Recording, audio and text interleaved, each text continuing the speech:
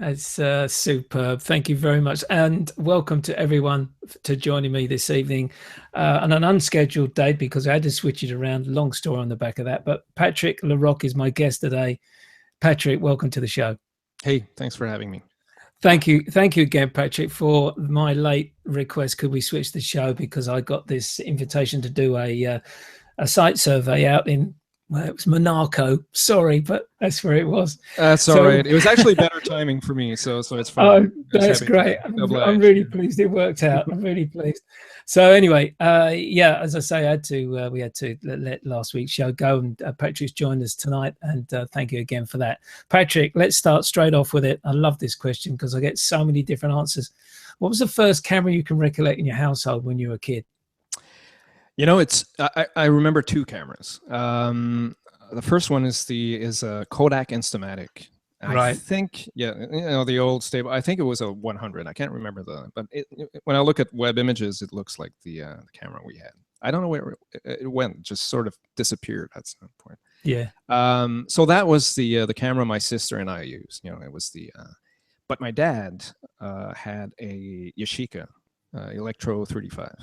So Okay. that was like the family camera. That's what he used to take all the family pictures and the boxes and boxes that we have now.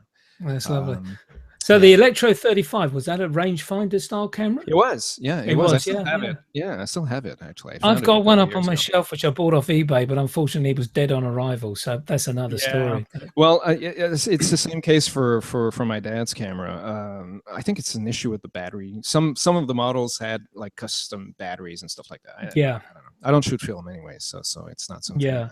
Yeah, Apparently, but just under the shutter button, there's a little plastic disc which yeah, has that's a what I tension to had. perforate, and that's what's happened with that one. Yeah, that's what I So went. yeah, it's Yeah, a great camera though. I just wish it would bloody work. But anyway, there we go. Another yeah. story. Looks So from fantastic on a shelf. I'm very familiar with the Kodak Instamatic as well. It was my Yeah, first camera that I used. was it? But Oh, okay. yeah, back in the day. Um, where did photography sort of start as an interest then, or did it come later in terms of an interest? It was just on the outskirts. My big passion was music. I was a Really? musician for a long time, and so photography was always the outlier. It was the stuff that I do as a hobby. But I took some courses in college, but just like one session. I mean, with a Mhm. Pentax K1000, I think. And I came back to photography really with digital. I think with an Epson camera, like a Oh, right, P yeah. something. Yeah, one of the first 0.6 megapixels or something, not even one Yeah. megapixel. Um, and just the idea of suddenly being able to just go out and see what you were shooting and coming back and loading that in a computer, and even though it was early days and stuff like that, so that just got me back into it. But it took a long time for me to actually fall in love or fall Yeah. head over heels in love with photography. So we're It's talking. quite amazing how many guests I have had on the show. This is my 98th show with your good self. Yeah. How many have had a musical background or have really got into music first before that defining moment they've switched to photography? So Yeah. my next question would be, was there a defining moment for you apart from this love of the Epson camera? Was there a defining moment where you said music backstage, excuse the pun, camera front stage? Yeah, there wasn't one specific moment. It really evolved over time, but very quickly. Once I started shooting more, I can't pinpoint the moment where it became like this crazy passion that I couldn't stop just Mhm. shooting all the time. Um, but when it did, it just consumed me completely. And at that point, I was working. I was a partner in a production company. I was working in television and multimedia, and so it was sort of, it made sense with what I was doing. And I sold a picture to Nike. That sounds great, but it was on a Wow. stock. Yeah, kind of cool. But I sold a picture to Nike. Then I sold a picture to, I think, what's JD Powers or something, for Nestle or something. And that was the moment I thought, wait a minute, I can actually make money doing this.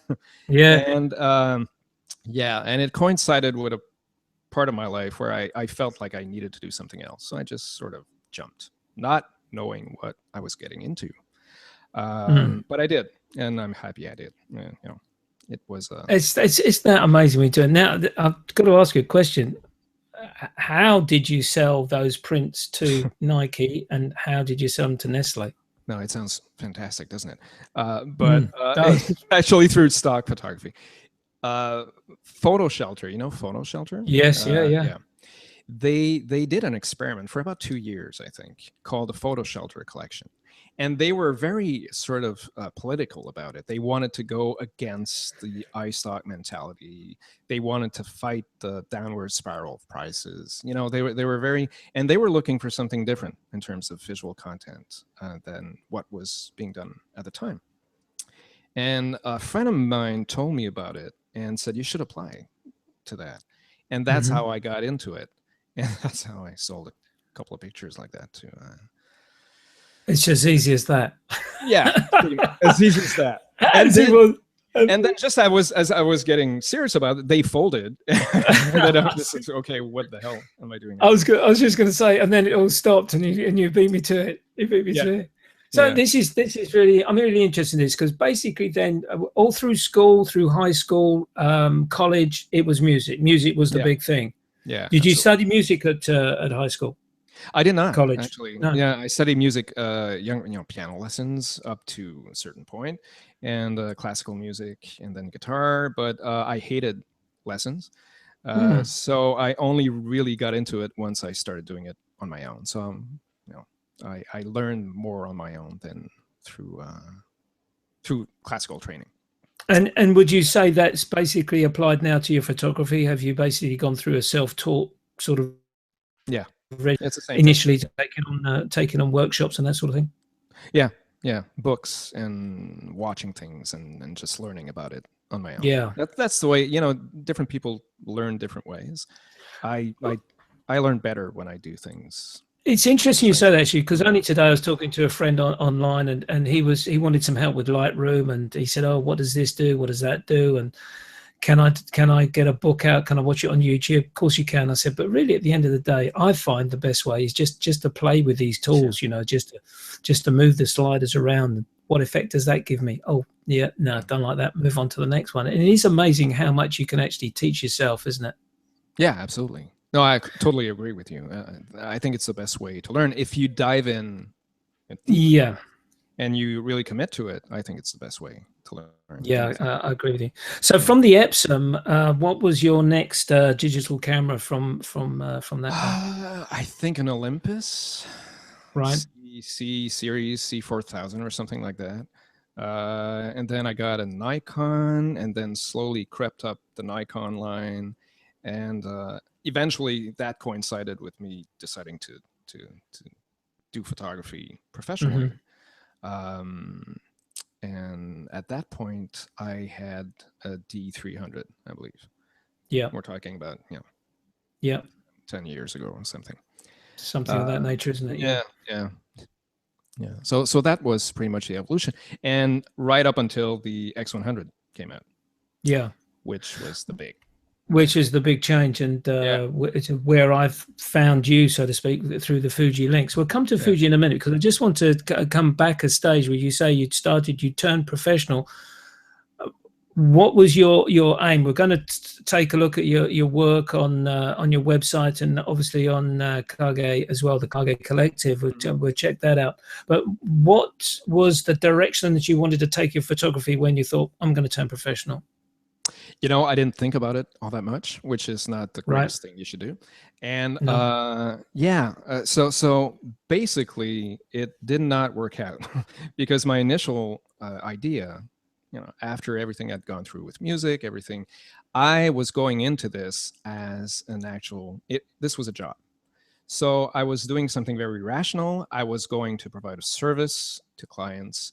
I was not going to start getting involved into the art side of it and being too committed to wanting to do my own thing.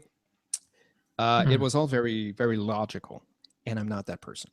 So I quickly realized that I wanted to express myself on my own, and everything that was not something I liked, well, it just turned me off, basically.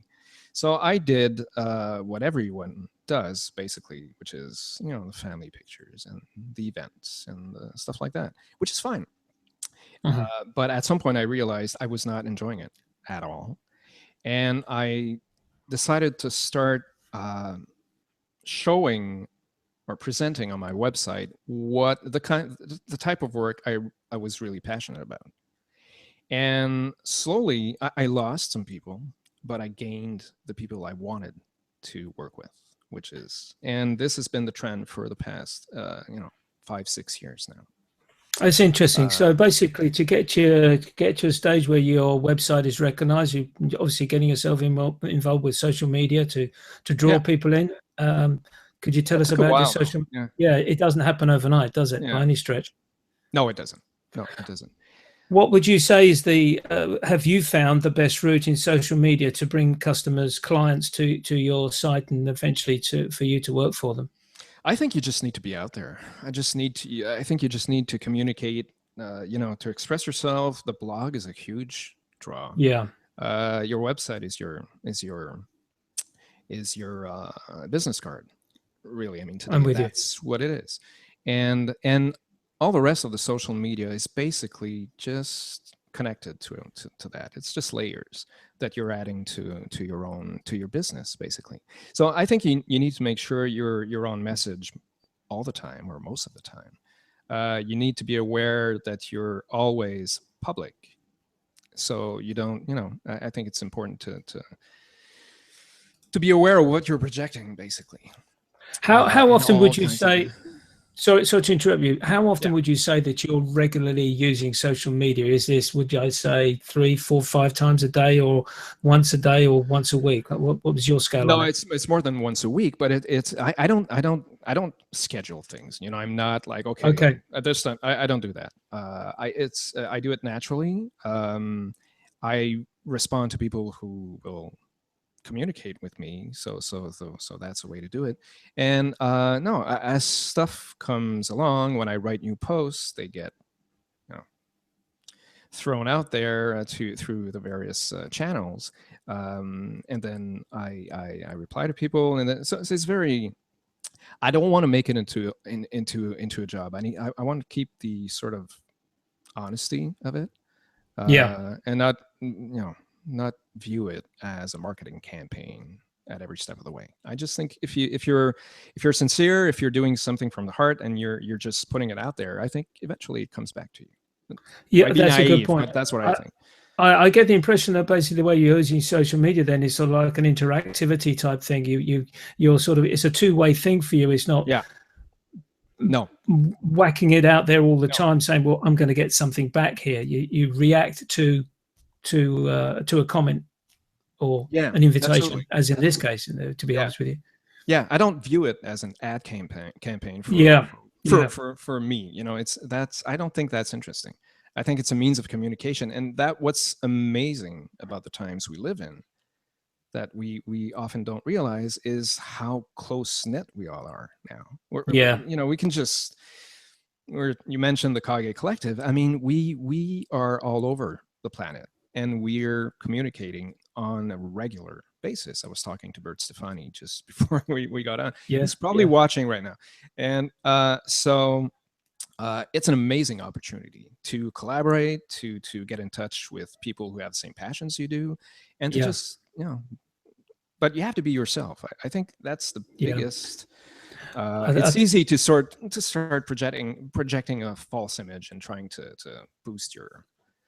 I understand exactly where you're coming from, because I think there a lot of people ask me, they say, well, look, I've put a photograph up on Flickr, and I've put a photograph up on Instagram and whatever, and I haven't had any likes or any pluses. And I said, well, it's not just one photograph that's going to do it. You've got to work at it for a period of time, and also you've got to interact with other people. You've got to say, I like your work, and make a comment now and then, because on that basis they will, as you said quite rightly, they will come back to you and say, you take some good photographs, and slowly it builds, doesn't it? It does.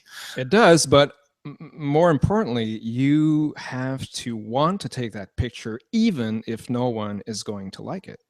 You know, Very true. You have to do it because you want to do Yes. it, not to get likes and, you know, thumbs ups. It's an interesting point you made, because I've got something in my brain here, but there's a program going on at the moment on Sky Arts, which is Master of Photography. It's a competition. The winner gets 150,000 euros. Yeah. You've heard about it.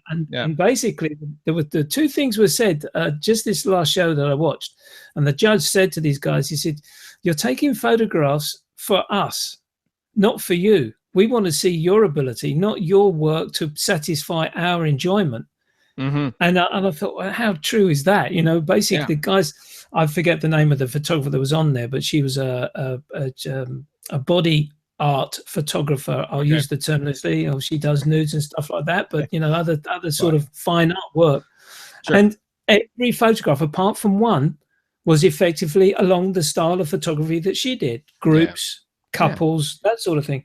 Except this one guy who's an army photographer took a photograph of a lady in a shattered, or sort of like a mosaic type mirror.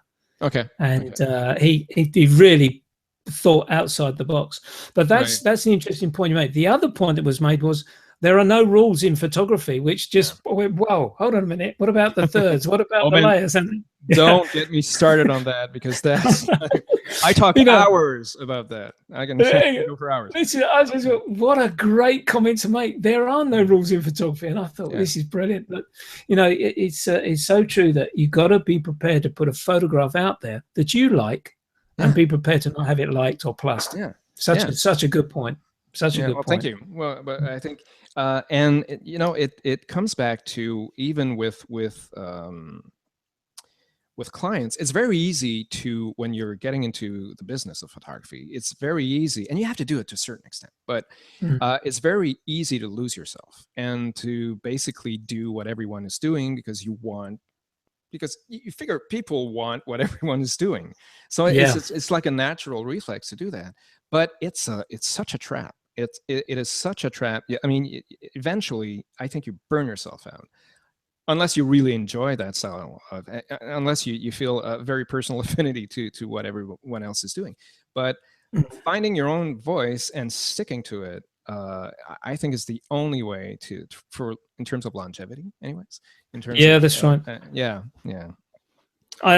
You're making me think of the docu biography of David Bailey, when he went to New York with June Shrimpton that time and took photographs of her, and they were just, no, we don't want that. We want them taken with a 5x4, or he was using an SLR camera. He said, no, this is what I'm going to do. This is going to be your next work. And that's David Bailey. And that's David Bailey, isn't it? Yeah, that's exactly right. I know it's a little bit of a wide off the mark example, but it brings round to the point. If you're strong in your beliefs, you've got to go with it, and you know, and try and persuade the director this is really going to work for you. Let's have a look at your work, Patrick. Well, you carry on. I'm just going to do this screen share, but you carry on what you were going to say. Well, I was going to say you can fall flat on your face. Oh, of course you can. But you have to be willing to fall flat on your face. And if you're going to fall flat on your face, it's probably the best way to learn. Exactly. Yeah. You learn by your mistakes, don't you? Let's be honest. Exactly. Yeah. So for the folks that are probably going to be listening to this at a later stage, I'm just gone onto the website here for Patrick. It's the website is that's a menu, by the way. It looks better than that. Yeah, it does, exactly. I've just gone straight to the menu here. I'll do that's the front page. Sorry about that. No, actually, that's the arts portfolio, because we were there before. We'll go back to the beginning. La Roque, laroquephoto.com. Yeah. So what we're going to do is I'm going to click on portfolios, and we're just going to look at a couple of portfolios here. Then we're going to look at Kage Collective, because there's a couple of guys on there that I know. I saw Kevin Mullins who's involved, and I'm also familiar with the name of Bert Stefani as well. So I'll be which I was going to look at arts basically, Patrick, because I think it shows a good cross section of initial work. I know you're saying you want to look at probably. Dare I use the term, upgrading the work here and bring it more up to date. But as I'm going to scroll through, it's not you want to say, just shout. Yeah, it's not that old. It's just that, like anything, we're shooting all the time and spending the time to actually update. It's not that. This is like a year and a half ago, so it's not that. It's not 10 years ago. This is obviously a musician, singer. It is not. It is not No? a musician. No, it is a theater. Actually, that was a theater Right, okay. it was a children theater piece. But very, very sort of intense. It's a French piece, French play called Les Grand-Mères Mortes, which means the dead grandmothers. Okay. So it was a play about death for young children, and yeah, she did dance and sing through it. So I was at I did the rehearsal for them and captured a bunch of pictures for them to use afterwards. But I love this one. I think she has. I love the movement in the hair. Exactly. It's that little bit. Looks like a rock concert or something. It does actually. I thought immediately I saw the symbol in the background there, and I thought this is some girl getting carried away with a song, which is brilliant. Yeah. No. So there was a drummer in the background. It was very live music as well, and kind of funky stuff going on. So that's a different troupe. That's another play. Again, children's theater for some. I have a lot of contacts in that sort of. But it's very interesting work that they do. This is another theater company that I work with, and so all of that. I believe. I'm not sure it's actually from the same play. It might be two different things, but it's the same company anyways. This sort of work we're seeing here, let's talk about the cameras that you're using for this type of work. Is this pre-Fuji or no everything on my website? No, I've been working exclusively with Fuji cameras for over 5 years now. That's right. I was just going to correct myself. For 5 years. Yeah. Ever since the X Pro 1, I made the switch. I bought the X100. I was still working with Nikon, and then when the X Pro 1 came out, at some point I just figured, you know what, this looks amazing. So I switched to and so I've been working with those ever since. This is all different stuff. So it's different cameras, different lenses. I believe the one you were referring to before, I believe that was the XT1. Okay. But I usually work with 2 or 3 bodies at the same time. So I can't really remember which one it was. Yeah, it's actually chopping and changing with regards to the composition you want to create. Exactly. I will use zooms, but sometimes I'll have two different zooms. But I usually work with primes more than I do with zooms. So your 3 camera bodies on when you go take your 3 camera bodies on site, what are those 3 camera bodies? I usually have right now it's the X100T, which is my 35 millimeter lens, basically. And I have the XT1 and the X Pro 2 now. It used to be the X Pro 1 and the XT1. So those are usually the ones I will usually switch. If I'm working with primes, I'll have like a 56 and a 56 and a 35. So basically like a 35, 50, and an 85. Yeah. But I'll change depending on the project. And I do architectural work as well, so obviously that's different. That's a different. We're talking about the 1024 or the 14 or different things. So it's all different. That's actually a concert from a band called Myriador. They were launching a new album, more theater stuff. How much of this work has been printed, Patrick? I'm keen to know how how you found you got up to the Nikon D300. Did you go higher in terms of full frame? Did you go to that? I did not. No, you stayed that one-off crop, yeah. Yeah, exactly. And I was the switch happened. I was going to move to full frame. Yeah. And at that time, the Nikon flagship, well, in terms of what I was looking for, was the D700. Loved camera, and of course they announced. Remember what happened back then? They went with the D800, and what was it, the D4? So basically, that they left this big gap in terms of, because we were talking a completely different type of system. Super high resolution and bigger, and anyways. And that's why I looked at the X Pro 1, because I was going to jump ship, and then Fuji announced the X-Pro1. I was already like deeply in love with the X100, and I started downloading samples of both the D800 and the X-Pro1. And honestly, we can debate this for ages, but Yeah. for the type of work I was doing, and for everything else, size, and I just went with the X-Pro1 and never looked Yeah. back. Yeah.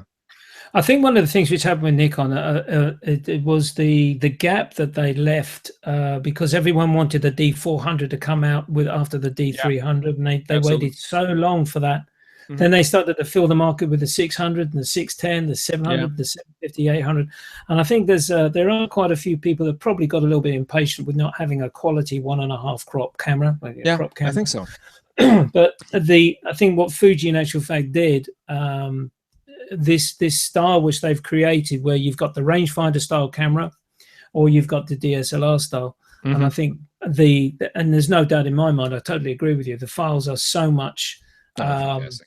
They're fantastic. They give you that they give you that film quality. I spoke to Kevin Mullins about it, and looking at his work when he goes to do his wedding photography, and you can literally almost, and I'm looking at them on screen, but you feel like you're just touching paper. It's just amazing quality. And the lenses.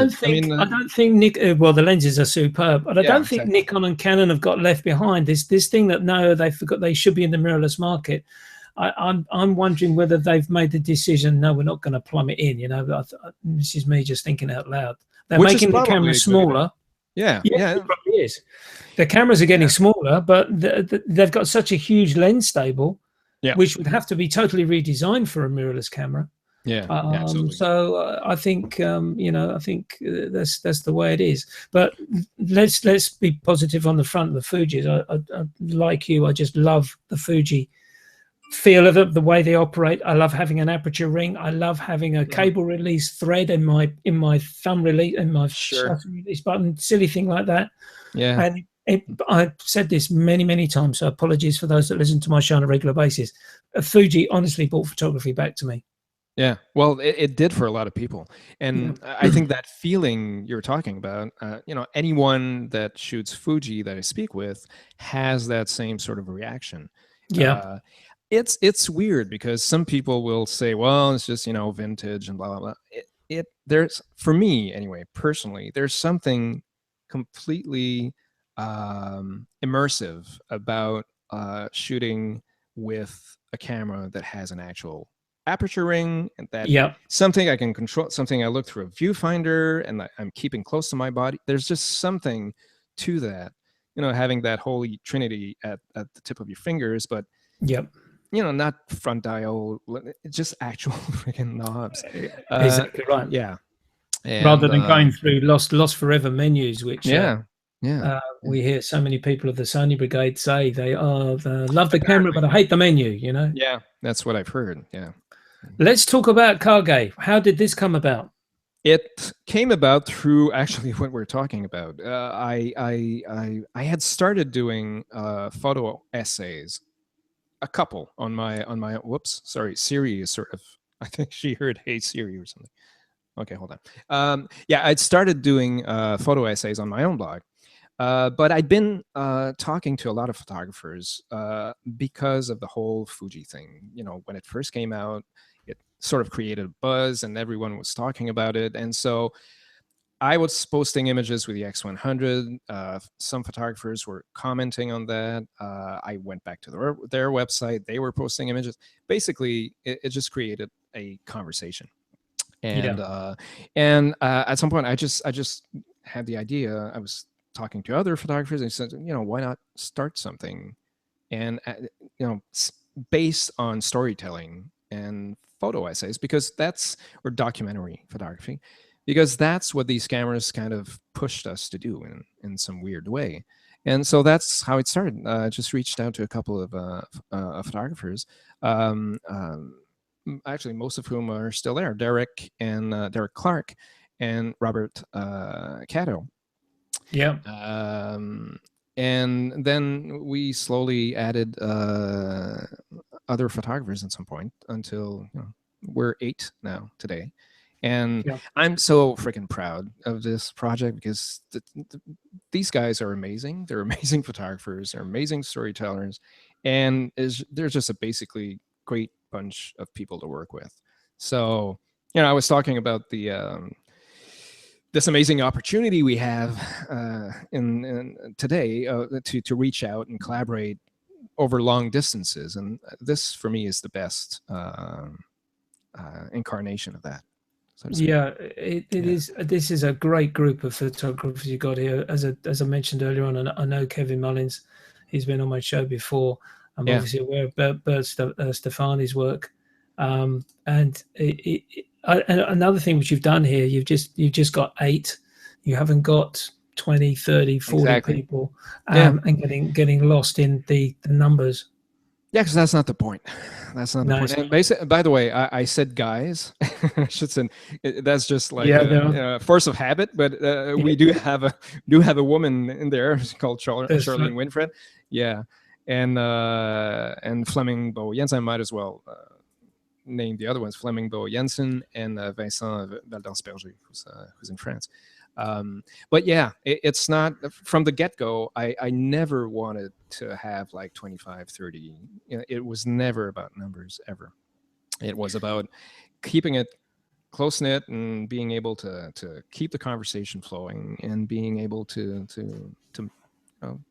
manage or have a coherent sort of conversation. That's it. I was just going to say that, again, with it just being a small number like 8 people, you can obviously be in contact with one another on an almost regular basis. Sure. And I'm just looking at some of these. Are these? I know Kevin, obviously based in the UK. You're in Canada. Where are the others based? Charlene Winfred, where would she be based? Well, Fleming and Charlene are a couple, and they're kind of hard to pinpoint because they're basically living on the planet, right? Oh, okay, so right. Okay. Charlene is from Singapore. Fleming is from Denmark, but they're moving all the time. So I actually don't know where they are right now. I don't know. So they're moving around. Well, Bert is from Belgium, as you mentioned. Kevin is from the UK. Derek Clark is from the UK as well, from Scotland. Vincent Valdansperger is from France, from Toulouse. Robert Caddo is actually a Canadian, but he moved to New Zealand like 15 years ago, and now he's based in Sydney. And did I forget anyone? No, I think you covered them all there. You covered them all. So how does this work? Did they do a project and they think they put an article together and just send it through, or do you send them it's really subject matter? No. Actually, it's really a group effort, and it has actually changed since January of this year, because we used to simply whenever we had a story, we'd present it to the other guys, and eventually it would get on the website, and everyone chimes in, everyone critiques to a certain extent, and it would get on the website. Last fall, we started thinking, well, this is fine, but it's basically making us lazy. We were spending more time discussing things in Slack than actually putting content out there. So we decided to treat it like a magazine, basically. So we're doing monthly issues now. So we started that in January. So every 15th of the month, we have a new issue. So far based around a theme that we decide upon in the weeks ahead. And it's given us a kick in the ass. Sorry for that. But it forces us to look at our work and actually produce things that are on a constant basis, which is good. I think you need that. It's like having deadlines is a good thing. And I'm really, really happy with the content so far. I think it's. I was just looking. I had heard of Kage because I saw Kevin Mullins and obviously yourself, and I forgot to mention it pre-show, and it's a great concept, and I like the way that in actual fact now, for want of description, you're sort of setting yourselves a target or a project in hand to sort of say, well, okay, how are we going to take this route? Because I suppose if you're looking for people just to say, right, okay, send me your work in for this month, it can be, it becomes a little bit wishy-washy for one of the description, doesn't it? You don't want. You don't want that. You want to keep the special. There's some really good really good collectives out there. There's the 100X collective. Fantastic work. The fantastic work. They only use the X100, as you know. So I think when you get a group together like that, and you keep it small, tight, knit, and you all get on well together, and you can keep in contact with one another, collectives work really well. And especially, it just goes to show you how small this world is when we use this tool that we're talking on now. That's great. So Kage Collective is a good page to go and have a check out. And if you want to download the magazines, there's you can't download. Yeah, let me just correct that. You can't download the magazines. It's actually just on the website. It's you can. However, there are a couple of publications that are free on the website that you can download. We did a special project that we released last, I think, December. Yeah, it was for Christmas. It was kind of a Christmas gift. For the past we shot the solstice days. Over a year. Yes. Each in our respective countries, and we built an ebook around that, and it's free and you can download it. So that's something you can download. Yeah. So the this evolution of the Fuji gear, you're now using XT1 and X Pro 2, not using the XT2. I take it from what I was not part of the. I was on the X Pro 2 special project, so I got. I've been shooting the X Pro 2 since last November. First a prototype, and then.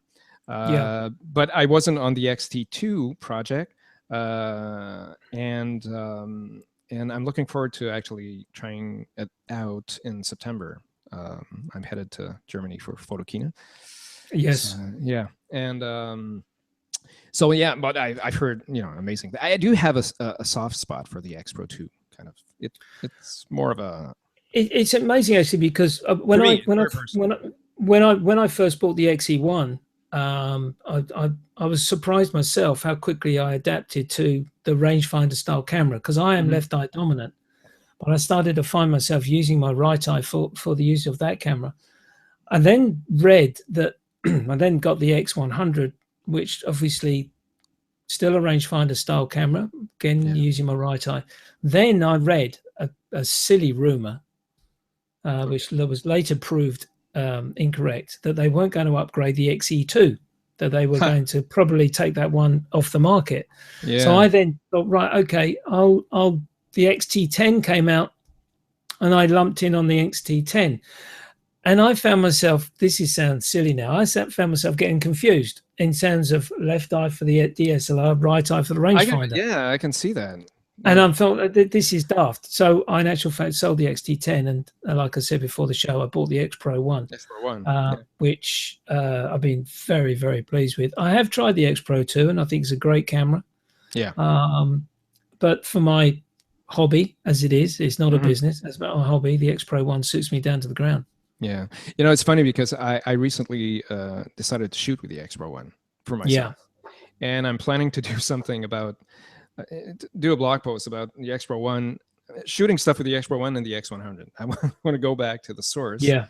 And because at the end of the day, who cares? I mean, yes, I love gear. But those cameras were amazing. They're still amazing today. And it's what you do with them that matters. I know it's cliche, but it really is what you do with them that matters. Exactly right. And another point about you mentioned, obviously, with the X Pro 1, they're so cheap now.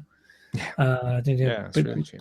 Picked mine up for around about 350 pounds sterling, so quite amazing. And okay, it doesn't focus as fast as the Pro 2, and I know that for a fact because I've used it. But hey, I was an SLR user with manual focus, so I'm used to not having fast focus, if you get my drift. So that's another way of looking at it. Yeah. But the files you just can't beat from the three cameras I've got. Absolutely. Yeah. And as you say, the lenses are fantastic quality. Quality. Yeah.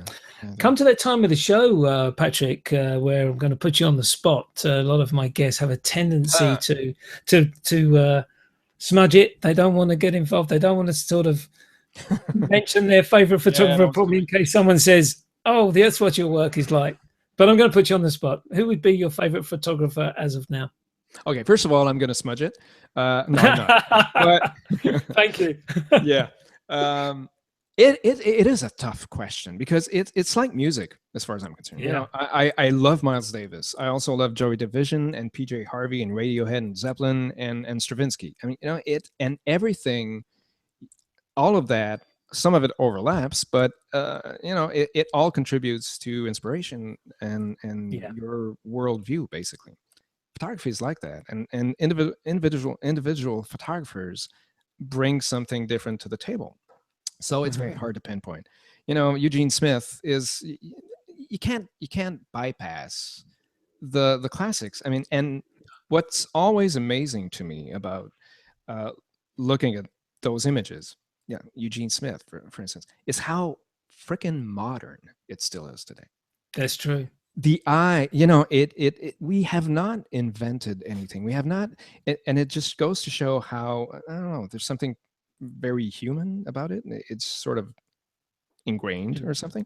Yeah. But it feels, you know, in terms of composition, in terms of, it's still, it could have been shot yesterday, a lot of it.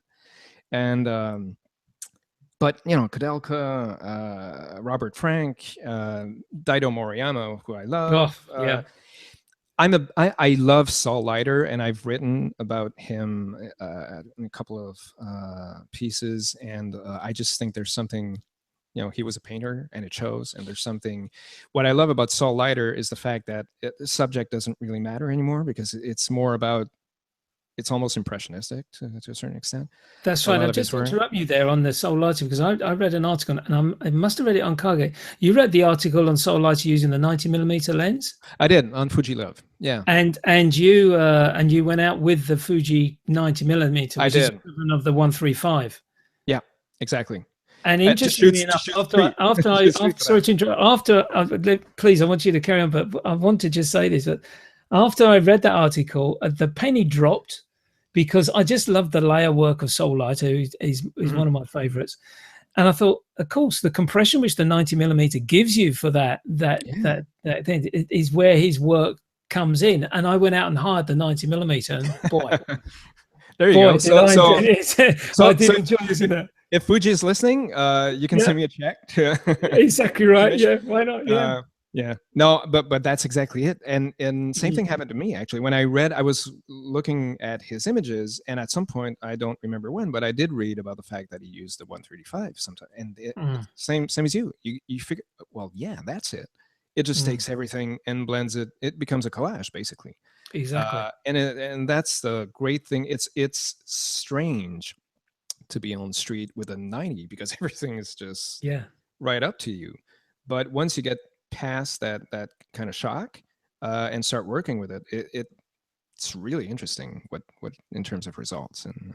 And I think you made a very good point, actually, with regards to the likes of Eugene Smith and the other great classic of Kudelka.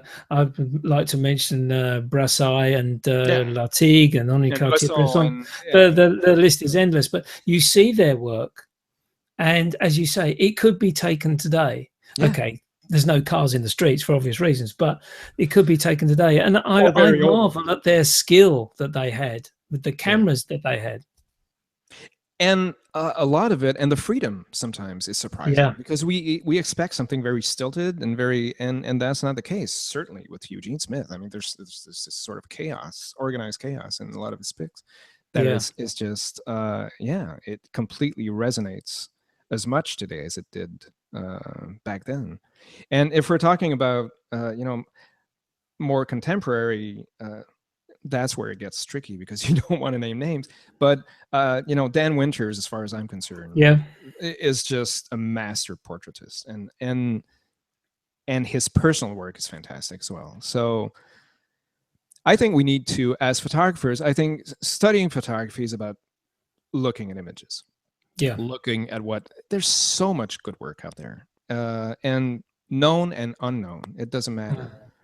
It just, everything that inspires you, because at the end of the day, I think it helps define what it is you want to do to a certain point. It helps. I think it helps you develop what the route you want to take. I'm convinced of it. Yeah, So absolutely. after that, and by the way, a great analogy that you gave there, because like you, I love that sort of music, from Led Zeppelin through to Miles Davis to, I don't know, Yeah. the list is endless on that front. And who's your favorite? Who's your favorite band at the moment? You know, you really get stumped, don't you? So it's a great analogy there. But who would be now? This question first started off as who was your inspiration, but it's become a little bit more inspirational, influential. Who would that be in your photography career? Who's been inspirational and influential in that sort of range of your career?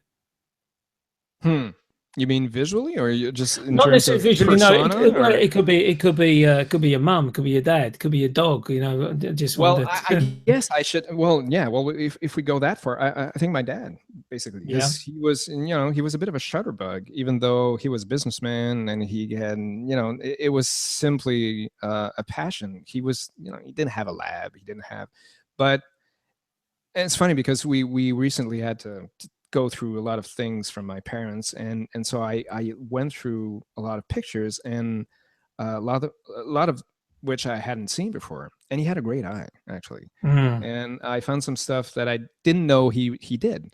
So, but he gave us, he's the one who gave us the camera to begin with. Yeah. And let us play with it. So yeah, I guess that would be the push, even though it took quite a few years to actually get there in terms of professional photography. But yeah, I think that would be it. That's the way it goes. Fantastic. Yeah. Patrick, I just want to thank you so much for joining me. Are we done? Wow. Yeah, we're done. It's been a great time talking to you about your career and how it got switched from music into that, and Kage and all sorts of stuff, and your love of the Fuji gear as well.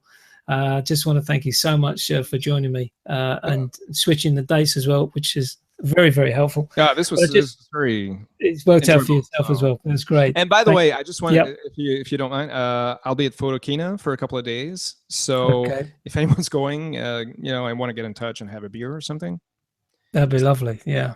That's a great slot, because Photokina is one big hell of a show, but yeah, it's a big trip. There's going to be some good gear there to look at. Yeah.